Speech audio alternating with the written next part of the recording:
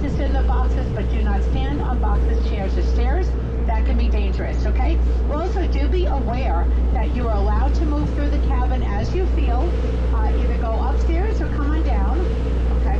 And for those of you that are downstairs enjoying the warmth here, you also have the added benefit of being able to come out to the bow right now. Guys, use the door on this right if you want to come out and start taking photos or start taking pictures of the Brooklyn Bridge. The Brooklyn Bridge lies up ahead of us. I'm going to go into some history of that.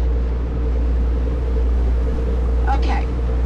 Also, please make sure that you're holding on or standing near to a handrail, just in case we get caught in some boat's wake. I don't want anyone to be flopping around. I don't want to have to clean you up like a fish out of water, okay? We have a great crew with us today, by the way, as we always do, but especially I've got with me John downstairs and Jonathan's upstairs, and our wonderful Captain Leroy at the helm, getting some great opportunities for your photos today. You want to make sure that you take photos of this bridge. All right, this is called the Brooklyn Bridge, and it opened up on May 24th, 1883, as a way to connect two different cities at that time, back in 1898. Brooklyn, which is on the right, was a separate city before merging in 1898 with the other four boroughs that comprise our city nowadays. When ferries made it, ferries could not connect between the communities due to icy water conditions, there was a need for something to be done about this. And a man from Germany stepped up to the plate. His name was John Roebling. And John Roebling and his son Washington Roebling worked together with the cable and wire company that they had located out in New Jersey, our neighboring state. But while Mr. Roebling was surveying to build this bridge, he had an unfortunate accident. He had the toes of his right foot pinned between an incoming ferry boat and a piling. He got a crushing injury which developed into tetanus, and then 19 days later he died from that. His son Washington took over, but underneath those gigantic columns on either side, in order to steady your foundations and make sure your bridge does not come undone, you have to go down and build the foundations into the bedrock. Bedrock is the metamorphic rock that you would see in Central Park. It also gives support to all of our skyscrapers and super tall buildings throughout our city. Over time, coming up with this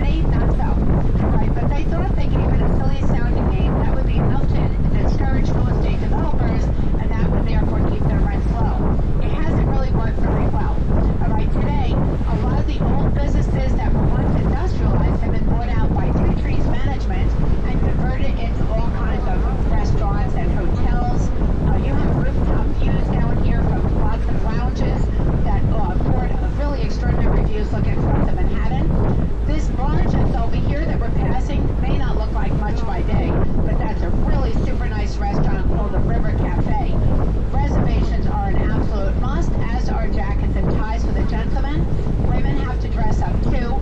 But let's face it, we're cute and adorable no matter what you do with us, okay? Also, right behind that barge, you have Ignacio's Pizzeria.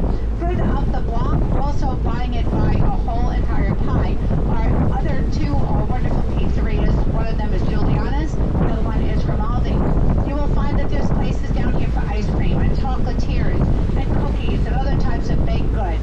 And you'll also find a lot of celebrity living down here. Some names that live down here you might be familiar with, such as Amy Schumer, who's both a comedian and actress, and Rosie Perez, Mary Louise Parker, Paul Giamatti, Emily Blunt, John Krasinski, and even Matt Damon. So always keep your eyes peeled if you are down here. You never know who you might be running into, okay? Now, if you want to get over to Dumbo, you can access that area by walking the Brooklyn Bridge. It's just a little bit over a mile in length. You could also take a subway, and a quick way to get there is by an NYC ferry boat on its East River route. I'm going to show you where to get the boat, and it's only a 4-minute journey across the East River as the first stop. It costs you $4.50 a piece to get there. All right, coming up over here, we're about to pass the Wall Street area, this little corridor, and you see these blue and white vessels that are docked over here. Those are your NYC ferries, but they do make numerous stops, so you want to make sure that you're getting the correct vessel to get you up to Dumbo. It leaves from the far side of this pier, the side that we are now coming upon, where you see that blue and white boat that's kind of facing in the direction of our boat. I'm sorry, against the direction of our boat. That is Slip B, and that is the boat that you take to get to Dumbo. Now, the island that we call Manhattan has its name derived from when hundreds of years ago we had Native Americans on the island. They called it Manhattan, a term that meant the land of many hills, but it used a very different looking terrain than we see before us today. In 1624, the Dutch come in, they settled their community called New Amsterdam, and basically, slowly but surely, started to oust out the Native Americans who were living on the island. Eventually, the English come in, not to be confused with Wales. I know I've got people here from Wales today. I'm going to keep you separate if you're Great Britain and Wales, okay? It's kind of like New York and New Jersey. All right. But anyway, Great Britain comes in. When they take over, they name it New York in honor of James, who was the Duke of York. There is a back and forth between Dutch rule and British rule, but eventually while it was on British rule, the people living under that leadership go to war with England, fight for independence, and on July 4th, 1776, the United States of America is born. And that's a big deal number for us. It's such a big deal that it's etched on the Book of Law carried by our Statue of Liberty, and it is also the height of our World Trade Center building. We'll talk more about the World Trade as we leave the East River, and we start heading up a little bit alongside the Hudson River, which we share with our neighboring state of New Jersey, which will appear on our left as we make the turn to the right. There was one last war with England after we became the United States, and we called the War of 1812. We put a fortress in the years to keep the British out from reinvading us. One such fortress is underneath the Statue of Liberty, and it is called Fort Wood. And as we leave the East River, I will also point out Castle Clinton, which is located right off the Hudson River. This is also a fortress of that very same war. On our right side, guys, you see two ferry terminals here. The green one gets you over to Governor's Island, which is this landmass that's on our left side. This is the island where the Dutch sailed New Amsterdam in 1624. Today, this time of year, not a lot of stuff going on the island, but you'll see some steam coming up from some outdoor areas with those bubbles that we're passing right now. Those are outdoor pools for the QC spa.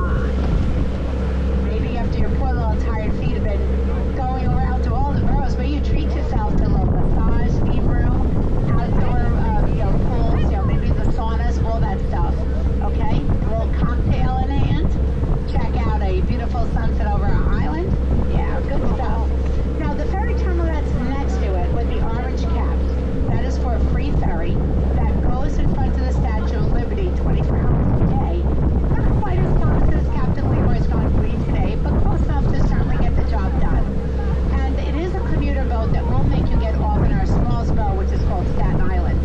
All right? So do be mindful that if you go upstairs on these big orange vessels,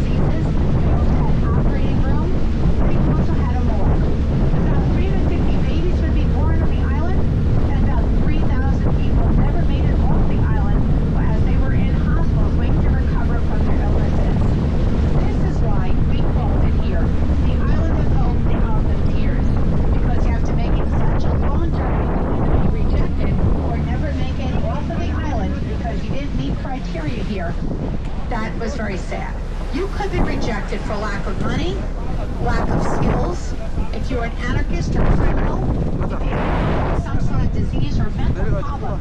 These are all some of the criteria laid down that when you have your pack in your bags before you ever set foot in Manhattan. But everybody had to come through the Atlantic Ocean, and therefore they would be passing en route liberty and enlightening the world, aka the Statue of Liberty.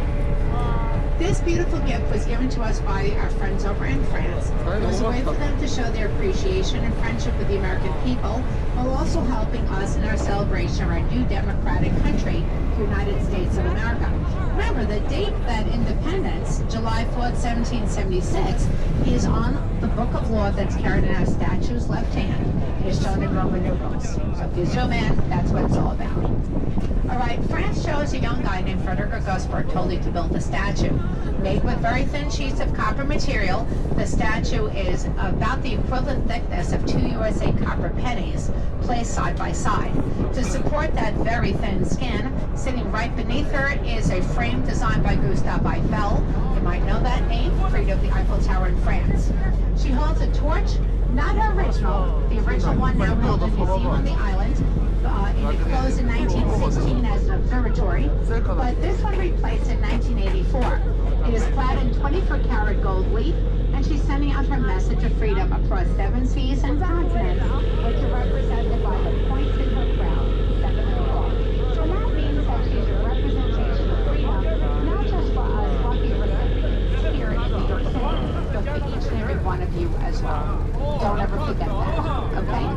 All right, now, the highest points of elevation that you can go to in the 151-foot and 1-inch statue is to the statue's pedestal, which is right beneath the statue's feet, where she's stepping from chains and shackles of oppression, or you can go up as high as the statue's crown.